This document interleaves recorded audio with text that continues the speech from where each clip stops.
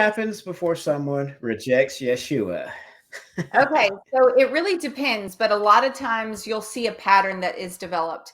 They'll ask a question, right? Okay, so why does it seem like Paul is saying that we don't have to keep the Torah? That whole battle. And then why Yep. does it seem like Paul is going against the Torah? And normally, every time, not exactly, I say normally, guys, it's a pretty strong indicator when someone starts to question Paul, they are going to end up falling away. Or they're just not going to understand the New Testament properly, in my humble opinion. Now, I know there are scholars. I've recently interviewed a scholar who thinks clearly that James and Paul are saying two totally different things. He doesn't believe in univocality. I believe in much more univocality than he does, which essentially means the whole Bible speaks with one voice, one voice, univocality. Even though there are different authors and different times and different thoughts, different focal points, you can still have one voice, in my humble opinion, right? Just like you and I, we focus on two totally different aspects of the body, but we're in unison, right? And so if I'm focusing on anti-missionaries and you're focusing on the thing that I don't know if we can say on here, FE, or whatever. I'll say it a bunch. Flat earth, flat earth, flat earth. Okay. Yeah. I wasn't sure. I didn't want to trigger anything. That's my jam, just like this. This is your jam. Well, a lot of things are my jam, but that's one of my jams. Yeah. So it doesn't mean that we are opposite of each other. It just means that our focal points are here. And if you broaden out, you see one voice. And so that's how I look at univocality, not to understand that there aren't some, different textual variances, which we're going to get into. All of this is important, guys. And so you will often see people start to question Paul. They're going to start to question textual variances within the New Testament. They're going to start to question manuscripts, like, well, why are there so many manuscripts for the New Testament? Well, there's also a lot of manuscripts for the Tanakh. I don't know if you know that or if they told you that, but you have a lot for the Tanakh as well. Ding, ding, ding, ding. Yeah. So just about any question that can be thrown at the New Testament can be thrown back at the Tanakh.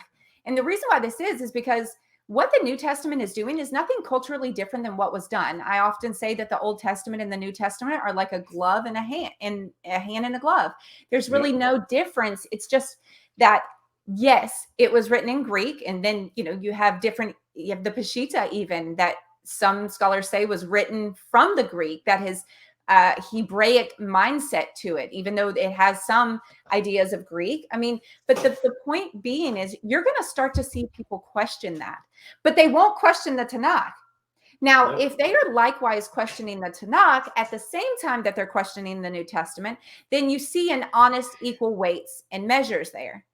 But if they only question the Tanakh, the New Testament, then they've likely been exposed to either a deconstructionist or they've been exposed to Tovia Singer. And if it's a deconstructionist, they're likely on their way to an atheist. You want to explain what that is for the audience?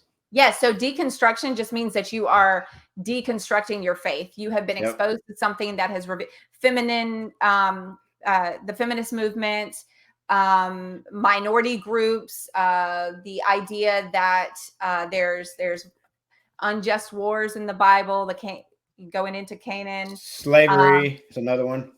Do what now? Slavery is another one. They'll pull Slavery. All of these things provoke an internal hurt inside someone that says, we don't believe that the God of the Bible is just, and we don't think we've been raised in this, and I'm deconstructing, I'm unlearning. And so Torah observance is kind of a deconstructionist movement as well. I mean, we were Christians and we are deconstructing out of the mainstream Christian faith to get more back to our Hebraic roots. But some people just continue that on into either Judaism or right on out into an atheist. Yeah, I've seen, I won't name names. If anybody's smart and they've been in the Torah community for a while, they know who I'm talking about. But I saw, it was so heartbreaking, a brother start to question Paul, and then it was a slippery slope after that. And it was so sad to see, but I won't go into that. But I'll say his name. I'll say his name. No, don't say it. Okay. I'm just like pointing out an example. Yeah. Of how that happens, and it's so sad to see. Yeah, and this person, if we're talking about the same person, was a pretty big Torah teacher. Yes. Yeah, very big Well, Torah teacher. So guys, watch who you follow. Question, never just blindly follow people. Guys, oftentimes what I see people do, I have a lot of fans of my own, and that's great. It helps give the people who are presenting the information encouragement, and that's nice. We are human too. We need a little pat on the back to know to continue in this. But I often wonder, I'm like, did you understand the argument? Well, not really. Oh, okay, please. Then go back and understand the argument. Don't just pat me on the back. Like, go back and understand yep. the argument, please, please, please. Because otherwise, you're not being discipled and you may fall away or you may Nope. be deceived or something. Don't just believe it just because I do, right?